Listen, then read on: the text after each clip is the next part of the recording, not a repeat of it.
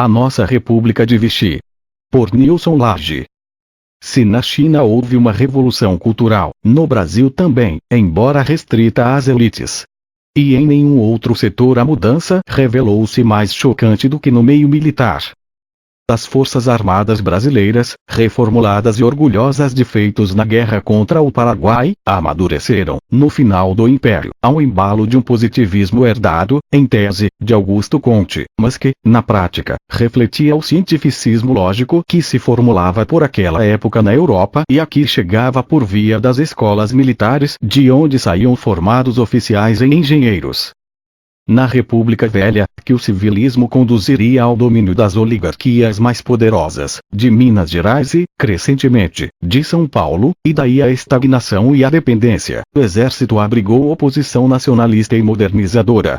O movimento dos jovens oficiais que pegaram em armas, por várias vezes, na década de 1920, chegou ao poder, afinal, no vácuo do comércio exterior imposto pelo craque da Bolsa de Nova York, quando os gaúchos amarraram a rédea de seus cavalos no obelisco da Praça Paris, no Rio de Janeiro, em 3 de novembro de 1930. Em muitos sentidos, o governo Vargas realizou o ideário dos tenentes ou, pelo menos, da fração dominante deles, resistente aos apelos do movimento comunista a que se converteu o capitão Luiz Carlos Prestes.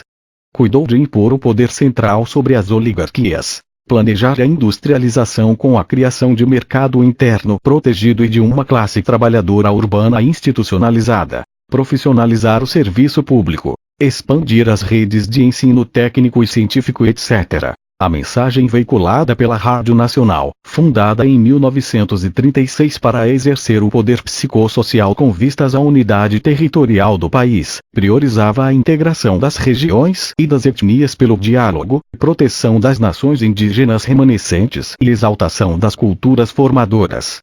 Era tempo de Cândido Rondon, Villa-Lobos, Roger Bastide, Guimarães Rosa e Dorival Caymmi.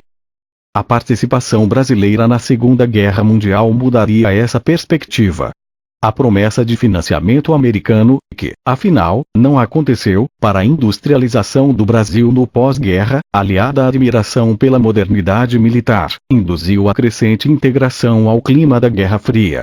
A aceitação do discurso ideológico que confronta, como se fossem similares, o trabalhismo latino-americano, o sindicalismo, o socialismo europeu, o comunismo revolucionário e afins, colocou em segundo plano o culto da legalidade no qual se apoiava a estabilidade do país. Ainda nos anos 1960, a retórica da Guerra Fria serviu de biombo para manobras de afirmação da soberania, como a implantação da malha de micro-ondas para a rede amazônica de TV, da Zona Franca de Manaus e dos batalhões de selva. Dentre as facções que se digladiavam em silêncio nos quartéis, configuraram-se dois segmentos dominantes. O que defendia a expansão do poder nacional em escala correspondente ao potencial econômico do país, hegemônico no governo Geisel, e aqui, em nome de discursos éticos e preconceitos arraigados, priorizava a repressão interna, muitas vezes insana ou criminosa, como nos casos do brigadeiro Burnier e do coronel Brilhante Ustra.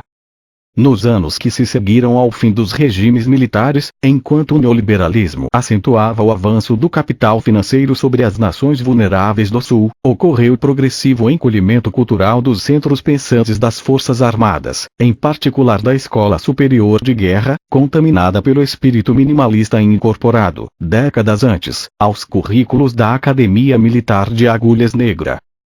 No governo neoliberal de Fernando Henrique Cardoso, os militares já não tinham clareza, vontade ou poder para impedir a desnacionalização de satélites em que trafegava a comunicação estratégica do país ou a abertura indiscriminada da exploração de riquezas minerais, com a entrega a preço vil da Companhia Vale do Rio Doce e a fragilização do monopólio da exploração do petróleo.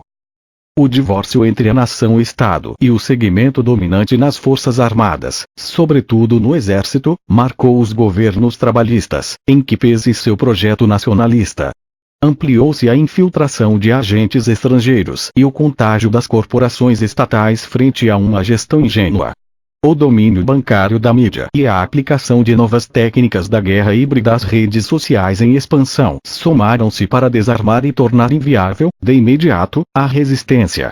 Em contexto parecido, durante a Segunda Guerra Mundial, em 1940, o Marechal Henri-Philippe Ben-Omer Joseph Pétain, herói nacional francês, capitulou em Vichy frente às tropas alemãs.